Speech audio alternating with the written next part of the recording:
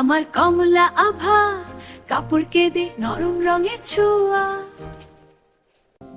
আমি শিউলি। আমি বাগান বা বারান্দায় সামান্য রোদ ও ছায়া বেড়ে উঠি। আমি ফুটি শরৎ ঋতুতে, ভোরের আলো আসার ঠিক আগে। রাতভর সুবাস ছড়িয়ে ভোরে নিঃশব্দে ঝরে পড়ি।